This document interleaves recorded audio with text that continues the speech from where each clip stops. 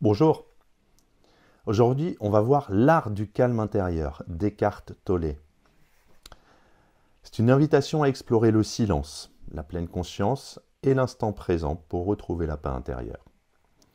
À travers des textes courts, des réflexions philosophiques et spirituelles, Tolle nous guide vers un état de présence en nous libérant du tumulte mental et émotionnel.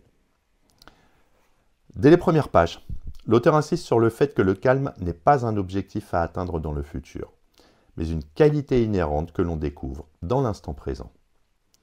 Il affirme que notre mental, en perpétuelle activité, nous coupe de cette paix. C'est en se détachant de l'identification aux pensées que l'on peut goûter à la sérénité véritable.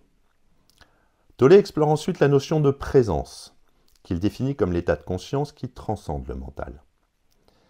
Cette présence ne peut être trouvée que dans l'instant. Elle n'est pas une pensée, mais un état d'être.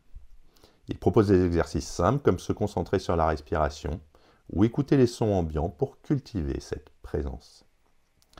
Un autre thème majeur du livre est le silence. Pour Tolle, le silence est bien plus qu'une absence de bruit. C'est une porte vers le sacré. Le silence extérieur permet de découvrir le silence intérieur. Et c'est dans ce vide que réside la paix. Il invite le lecteur à embrasser le silence dans sa vie quotidienne. Marcher sans musique, manger sans distraction, observer la nature. L'ego, que Tolle qualifie de construction mentale, est également largement abordé. L'ego se manifeste par une voix intérieure qui commente, juge, compare et critique en permanence. C'est en observant cette voix sans s'y identifier que l'on commence à s'en libérer. L'ego vit dans le passé et le futur. Le calme ne peut se trouver qu'en se libérant de ce conditionnement temporel. Tolle insiste aussi sur l'acceptation. Il distingue l'acceptation passive de la soumission. Accepter ne signifie pas tout tolérer, mais reconnaître ce qui est, sans jugement ni résistance. C'est une condition essentielle pour entrer dans le calme intérieur. Enfin, le livre se termine sur une note spirituelle. L'auteur rappelle que nous ne sommes pas notre mental ni notre histoire, mais la conscience qui observe. Retrouver cette vérité nous connecte à une source d'amour et de paix que rien ne peut ébranler au final. Le livre est en fait un condensé de la philosophie d'Eckhart Tolle, souvent développé plus en détail dans d'autres ouvrages comme Le pouvoir du moment présent. Ce livre, plus court et accessible, adopte un style méditatif, presque poétique. Il ne suit pas une structure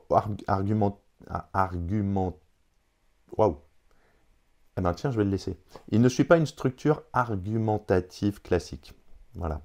Mais se construit autour d'intuitions et de pensées inspirantes. La force de l'ouvrage réside dans sa simplicité.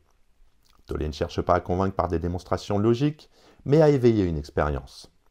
Le lecteur n'est pas tant invité à comprendre qu'à ressentir. Le message central, vous êtes déjà ce que vous cherchez, est profondément libérateur. Un autre aspect puissant est la capacité de Tolle à traduire l'indicible. À travers un langage épuré, il met en mots en fait ce qui dépasse l'intellect. La paix, la présence, le silence intérieur. Cette démarche n'est pas sans rappeler certains textes mystiques, qu'il cite parfois, notamment les traditions zen ou chrétiennes. On peut aussi noter que le livre propose une alternative radicale à la culture contemporaine. Aujourd'hui, on est marqué par l'urgence, le bruit, la distraction. Et il appelle à ralentir, à habiter pleinement l'instant. Ce positionnement en fait un ouvrage salutaire dans notre époque qu'il considère extrêmement agitée. Toutefois, certains lecteurs pourraient trouver le propos trop abstrait ou répétitif.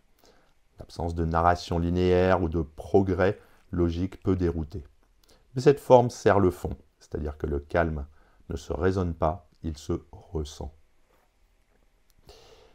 Donc il n'y a pas de personnage à proprement parler dans l'art du calme intérieur, parce que ce n'est pas un récit, mais un texte méditatif et philosophique. Toutefois, on peut considérer l'ego comme une figure intérieure que l'auteur décortique. Tolle personnifie souvent l'ego pour le rendre plus compréhensible. Il le décrit comme un parasite mental, une voix intérieure qui nous éloigne de la paix. Cette approche permet de le visualiser et d'apprendre à s'en détacher. De même, la présence pourrait être vue comme un personnage métaphysique, voire divin d'ailleurs. Elle est décrite comme une énergie calme, une lumière intérieure, notre véritable nature. Et c'est cette entité silencieuse qui observe nos pensées sans s'y identifier. Donc pour conclure, c'est plus qu'un simple guide de relaxation ou de méditation. C'est une œuvre de transformation intérieure, une invitation à la paix dans un monde agité.